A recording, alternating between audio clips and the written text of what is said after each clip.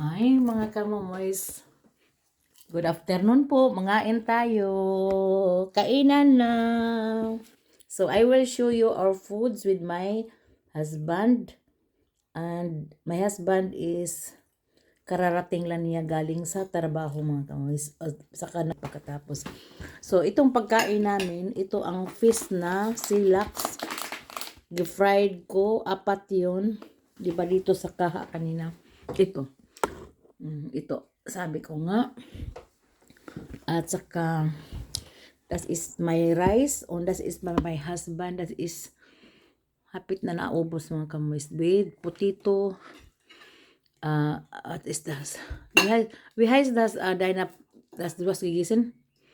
Krikitin with fish. Hindi siya. Kakain siya ng rice but not always rice mga kamoys. So, ako lang ang everyday kakain ng rice. At saka, ito ang mango namin at saka tamatis na mini tomati. Masarap mga kamoys. Ito ang dip sa, sa friend ko, walnuts cream. O ano yan, para stricing daw sa bread. Masarap mga kamoys. Pang barbecue ba na na dip. At saka ito sa akin. Pwede din ang dip sa isda mga kamoys. So, ito lang mga kamoys ang pagkain namin at saka how to kinamot. I will eat with my hands mga kamoys. So like that. Kumusta na kayong lahat mga followers? Mga guys, mga likers, mga my supporters. Yesterday I gained 9 followers. Thank you mga followers. Thank you for your support and wish you good luck, good health. God bless you. Always. God bless us all mga kamoys. My friends, my my Facebook friends,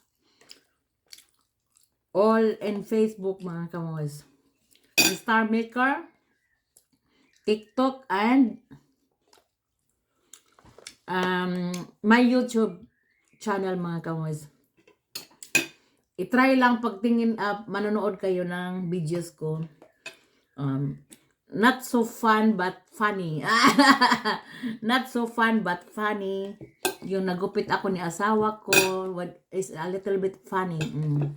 At saka yung paa niya, mga ginupitan kong paa niya mga kamoys. Yung paa niya, ko mga kamoys, pinutulan ko. Pinutulan ng kuko ba? Hindi pa natapos. Sarap mga kamoys sa isda. Yung sardinas ba, o yung silax. Kasarap-sarap. Ito sulo ko ng suka with patis. Ito ang dip ko mga kamoys. At saka ito ang dip ko with walnuts. Pwede din mga kamoys. At saka ko. Sarap. At ito mango with tamatis. Ano yung tamatis? Okay. At ito si asawa ko mga kamoys. Sakma papa, hi. Hi. Hi, mangain tayo. Sakma, mangain tayo. Mangain tayo. Kumusta papa? Kumusta po? Kumusta po? How are you? Biyaya po. Alam na niya ng Tagalog konti mga kamoys. At thank you Lord is salamat. Salamat, thank you Lord. Salamat po. Thank you for the foods, thank you for the blessings. And lang kami kasi yung si asawa ko ba pag tanungin nila sa mga pastor mga kamoys, pag darating siya sa church dan pangustahin siya, sabihan siya, how are you, Brad Reinhard? Sabi ni asawa ko, biyaya po. Alam na niya magsagot mga kamoys. Basta how are you?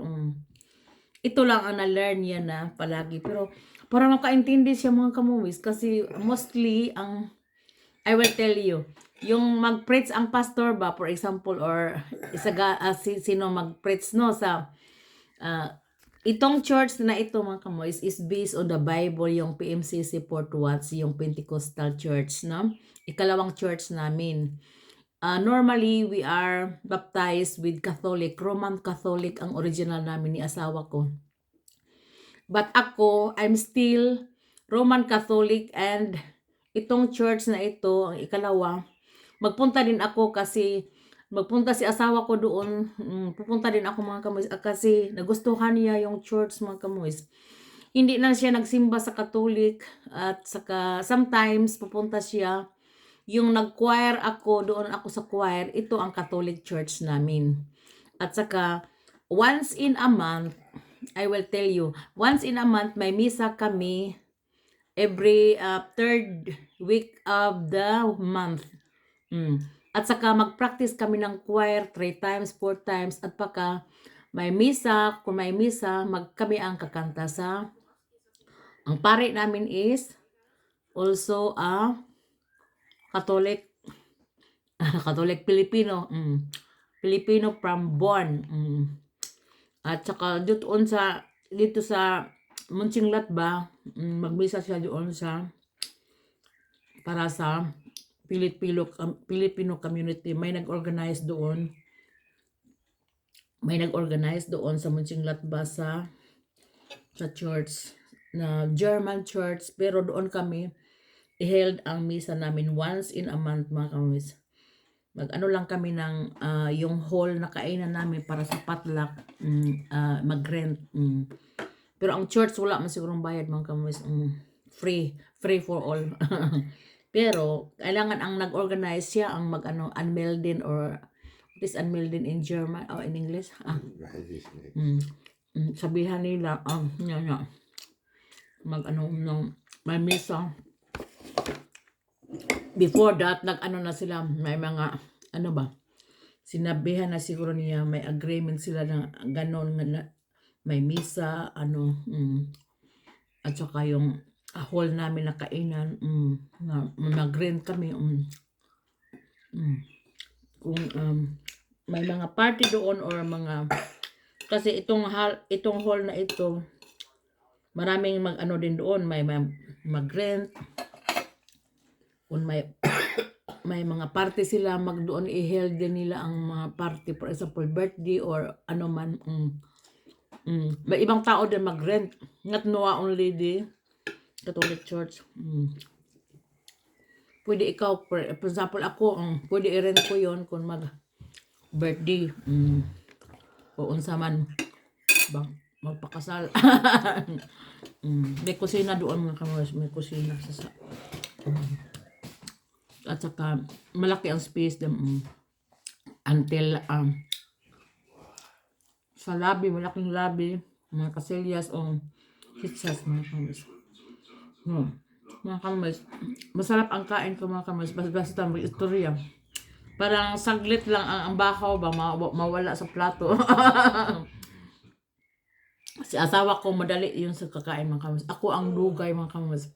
Kasi pag may time ako sa umaga, may time ako talaga sa umaga pag wala ako mga schedule sa doktor. Matulog ako mga kamas kasi trabaho ako late. I will tell you again. When I work at night, late na sa gabi ako uwi mga kamas. Madaling araw na. At hindi na kami makita ni asawa ko. That's why mag-wait ako. Bahala nag-late ako mag-start. Basta makita ko si asawa ko after sa fitness niya, alas 6 niya darating mga kamis. Ako alas 7 na papasok din or 7:30 ganun sa gabi. Normally matulog ang mga tao na ito. Sa akin mga kamis, ako ang trabaho.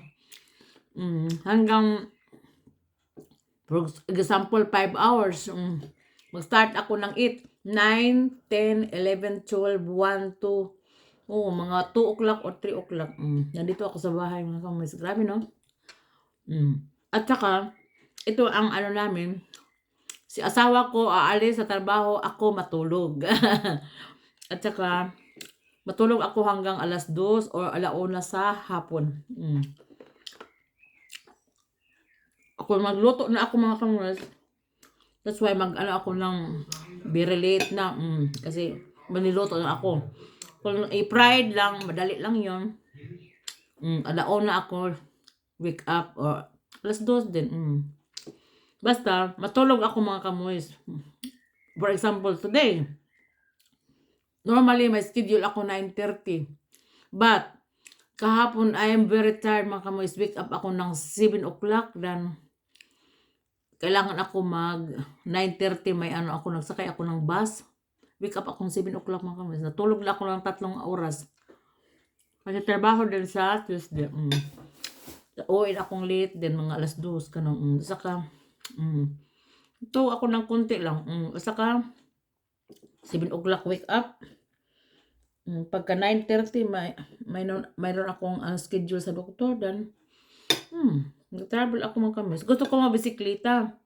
Pero, malamig sa umaga dito mga kamis. You know, dito mga kamis, akala ko is parang, sa tag-araw is very warm.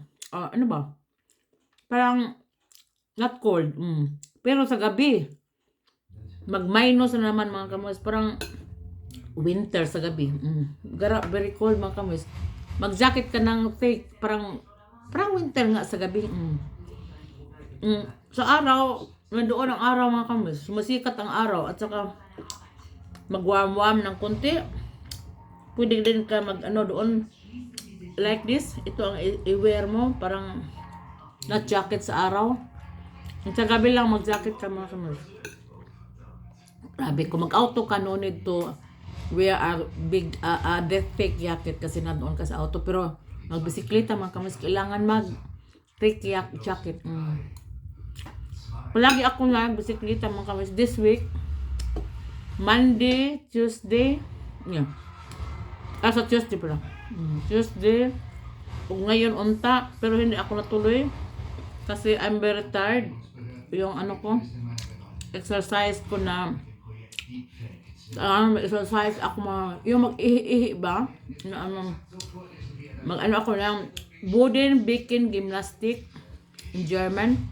Ano ba yun sa English? Hindi ko alam sa English mga. Parang mo ang sa bed, ako sa bed mga kayo. Parang secure lang ba kanang mo like that. Dan down, parang ang admin mo ba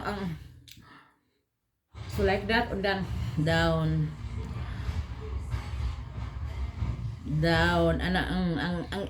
I will show you mag-video ako niyan mga kamay. Ipakita ko sa inyo anong na-learn ko sa exercising sa Boden Beacon Gymnastic para makasundog din kayo. Yung mag-ihi ba kasi anak ako ng 3 no. Yung anak kong 3, yung eldest normal na papanganak ko, yung ikalawa is na cesarean ako. At saka may critic ang kong pag pregnant. Critic is kanang kasi nag-bleeding ako mga kamis, nag-bleeding pag second child ba. Parang kung pa yun siya nakuha mga kamis kasi nag-bleeding nga. Pero mabuti na lang malaki-laki na siya. 7.5 months sa tiyan ko, nag-bleeding ako. Nandoon ako sa hospital 1 month. That's saka maybe sa overfatigue ba trabaho ako even is nagbuntis. That's why hindi na huminto pagkatapos na hospital ako ng 1 month. Gikuha yun si Iba na cesarean. Giplano na kukunin siya cesarean. Pagkatapos sterilize ako pero hindi nangyari mga kawas. Kasi uuwi ako doon ako sa hospital 1 month. Uuwi ako dito sa bahay o hindi pa dito sa iba. Uuwi ako mga kawas. Ano nangyari? Trabaho naman ako sa bahay, nagluto, naglinis. Normally is bawal maglinis, walang ba. Kasi nakahiga ako doon sa ospital, may ako dextrose para hindi matanggal ang bata or hindi lalabas. Kasi sabi nila is down kuno ang mattress. Parang si Ipa ba malabas siguro pag wala akong dextrose at saka magnesium tablitas na para si Ipa, yung anak kong ikalawa na hindi lalabas. So doon ako nakastay sa palagi lang nagiga mga kamoys, mag-ihi lang o mihi lang at saka maglakad. Punta sa Ara. Bawal sorry, magkahiga ka lang. With dextrose. At saka yung tabletas. Kinuha nila si Ipa kasi yung magdugo na ako, kinuha ka agad ang bata mga kamis. Pero ang sterilization wala na. Ang plano namin na magpa-sterilize, may ano na kami, mga signature na after kukunin nila ang bata sa mga siguro mga 8 months siya or 8.5 months, kukunin niya, isasaryan ako at saka sterilize pagkatapos. Ang sabi nila, gahi kuno ako og ulo, hindi ako naminaw, na huwag kang babalik sa bahay, baka mangyari. Nangyari nga, doon ako nag-bleeding nga naman. At saka dinala ka agad sa ospital at saka kinuha yung si akalawa ko, kinuha through cesarean. Pero wala nang sterilization mga kamis. That's why nangyari, nabuntis na naman, that's why may pangatlo ako. Kung wala pa mga kamis, may sterilization pa ako, wala akong ikatatlong bata. Kasi naplano naman sila na i-sterilize ako pagkatapos kuhain si cesarean si Ipa at saka pagkatapos sterilization nga. So wala akong pangatlo. So wala akong sterilization, that's why I have the third child. But it's God's will kasi may kalaro si Ipa. Ang ikalawa may maglaro sila. Babae sila dalawa. Ang eldest ko ang lalaki. At saka 8.5 years gap nila na sa ikalawa. Akala ko wala na akong anak, isa lang. Pero gusto kong babae. Si asawa ko hindi niya gusto ng maraming anak. Isa lang. Gusto niya yung eldest lang. Sabi ko, nihangyo ko. Ako girip. Ako asawa mga kamuis. Ako girip nga. Mga anak kami ikaduhang babae. At least na ang wish ko na 2 man din na babae. Ngayon, may pangatlo na mga kamuis. Ito ang kalaro niya. Ni Eva. At least, mga healthy din sila mga kamuis. Thank you Lord. At naka-eskwela din sila at saka nakatapos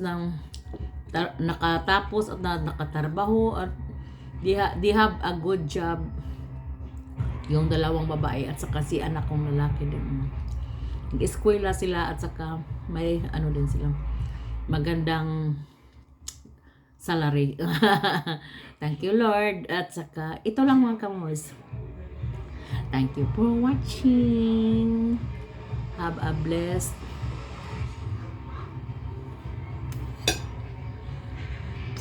Thursday po. Bye-bye.